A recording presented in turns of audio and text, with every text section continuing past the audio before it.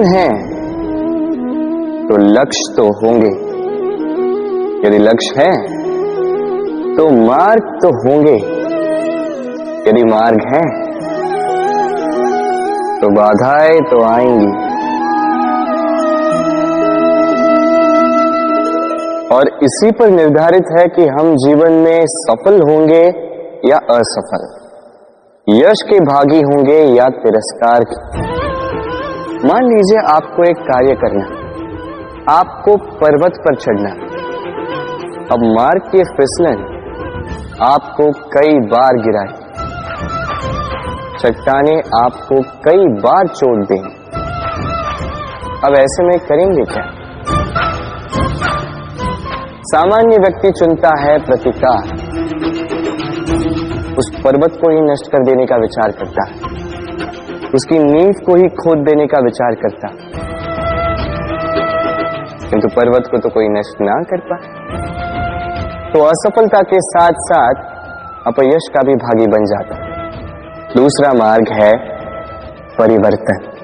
यदि आप उस पर्वत को खोदने के स्थान पर उस पर सीढ़ियां बना दें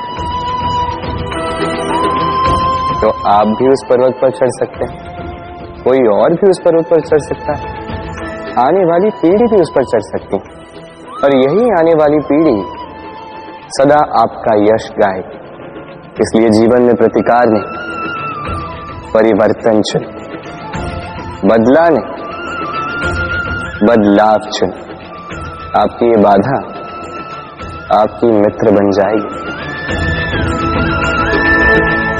राधे राधे।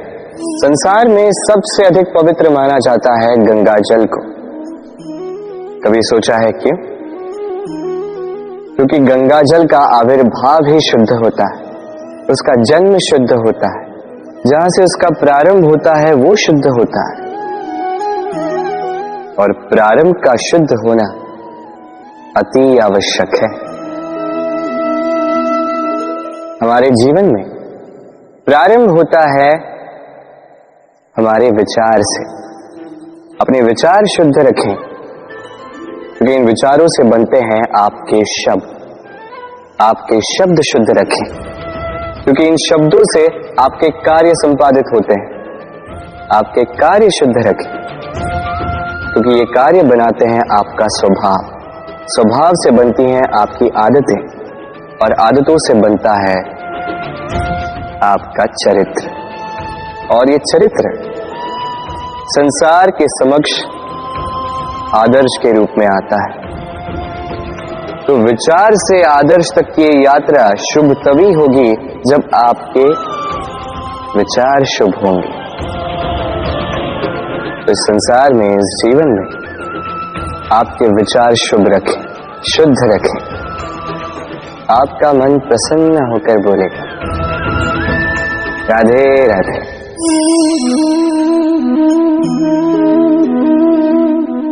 दूध और माखन। यदि मैं आपसे पूछूं कि इन दोनों में संबंध क्या है, आप कहेंगे सरल सी बात है, दूध से ही तो माखन बनता है। यदि मैं आपसे पूछूं कि इन दोनों में अंतर क्या है, तो कोई कहेगा एक तरल है तो दूसरा ठोस, कोई कहेगा एक जनक है तो दूसरी संतान। नहीं, इन दोनों में अंतर है शुद्धता का। माखन दूध से कहीं अधिक शुद्ध होता है। इस बात को कुछ इस प्रकार समझा जा सकता है। यदि कोई कीट आकर उस पात्र में गिरे जिसमें दूध गिरा है, तो आप क्या करते हैं? आप दूध को फेंक देते हैं। किंतु यदि कोई कीट आकर उस पात्र में गिरे जिसमें माखन रखा गया, तो आप क्या करते हैं? आप उस कीट को निकालकर फेंक देते हैं। ये कीट मैला, ये कीट दूषित है। और यदि हमारा मन निर्मल ना हो, तो ये कीट हमारे मन को भी दूषित कर देगा, उसे मैला कर देगा। किंतु यदि हमारा मन माखन की भांति शुद्ध हुआ, तो कुविचार को स्वयं से जाना होगा। स्मरण रखिएगा, इस संसार में कीट तो रहेंगे, अब दूध बनना है या माखन, निर्णय आपका। राधे राधे। आपने जीवन में कभी न कभी किसी पौधे को जल तो दिया ही होगा।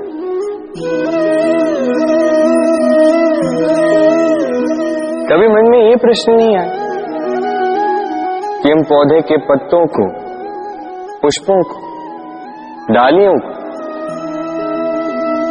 उन्हें तो हम कभी पानी नहीं देते, फिर भी कैसे उन तक पानी पहुंचता, फिर भी कैसे वो जीवित रहते। आप कहेंगे सरल सी बात है, ये कैसा प्रश्न पूछ रहे हैं। जड़ को पानी दो तो वो पौधे के अंग अंग तक अवश्य ही पहुंचेगा, है ना। कुछ इसी प्रकार होते हैं हमारे कर्म, हमारा प्रेम। यदि निश्चल भाव से कर्म करोगे, सेवा करोगे, तो किसी न किसी रूप में स्वतः परमात्मा तक पहुंचेगा ही। आत्मा के भीतर से प्रेम करोगे, स्वतः छलकेगा ही और दुगना लौट कर भी आएगा, इस पौधे की छाप की भांति। तो मन और आत्मा से कर्म करें, मन और आत्मा से प्रेम करें, आनंद ही आनंद होगा। राधे राधे। इसे कौन नहीं पहचानता, ये है रोटी। यही तो है वो कारण जिसके लिए मनुष्य दिन रात कड़ा परिश्रम करता है। ऐसे देखा जाए, यदि ये रोटी यूं ही मिल जाती तो मनुष्य कदाचित कुछ कार्य ही नहीं करता, कष्ट नहीं करता, जीवन में परिश्रम ही नहीं करता।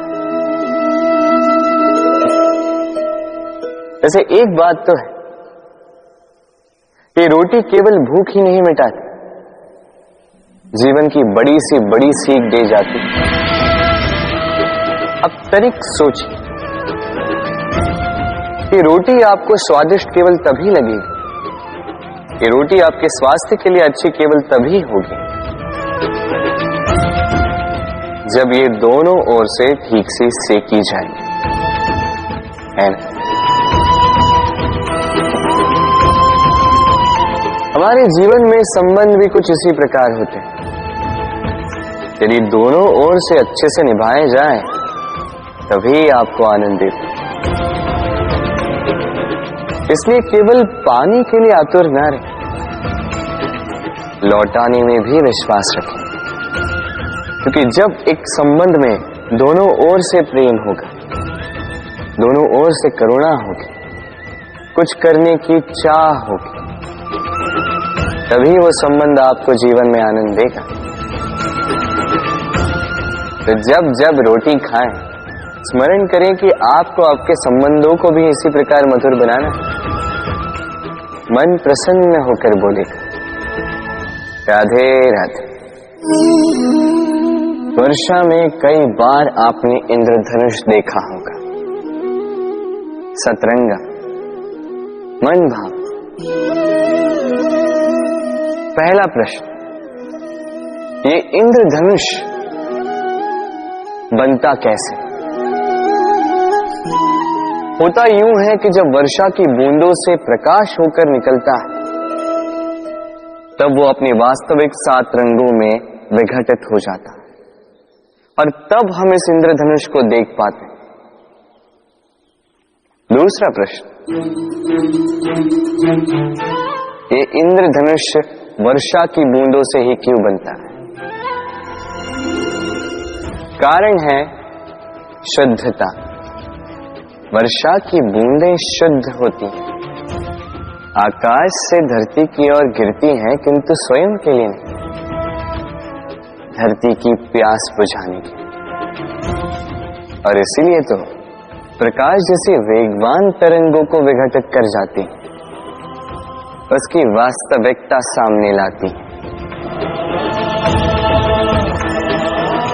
यदि आप भी शुद्ध मन से परोपकार करोगे, औरों के लिए जियोगे, तो विश्वास कीजिए, कोई आपको छल नहीं पाएगा।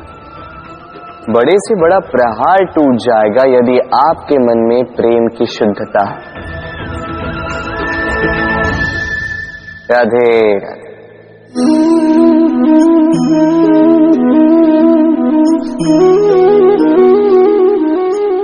आइए, आज आपको एक कहानी सुनाता।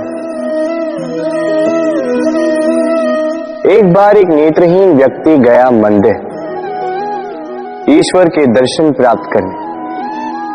अब जब वहां उपस्थित लोगों को यह ज्ञात हुआ कि यह व्यक्ति नेत्रहीन है, तो कुछ लोगों ने उसका उपहास उड़ाना प्रारंभ कर दिया। वो जिसकी स्वयं की दृष्टि ही नहीं, क्या करने आया होगा यहाँ? कदाचित ईश्वर से शिकायत करने आया होगा कि क्यों आपने मुझसे मेरी दृष्टि छीन ली। किंतु इन सभी बातों से उस नेत्रहीन व्यक्ति ने स्वयं को पीड़ित नहीं होने दिया। वो मुस्कुराया और उसने केवल एक बात कही, माना कि मेरे भाग्य ने मुझसे मेरी दृष्टि छीन ली, किंतु मैं अभागा नहीं, क्योंकि मेरा ईश्वर वो मुझे देख सकता है।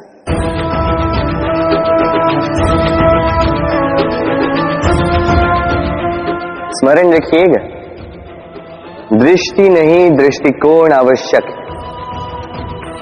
यदि आपका दृष्टिकोण शुभ तो अशुभ में भी शुभ स्वयं दिखने लगता है और मन प्रसन्न होकर कहता, राधे राधे।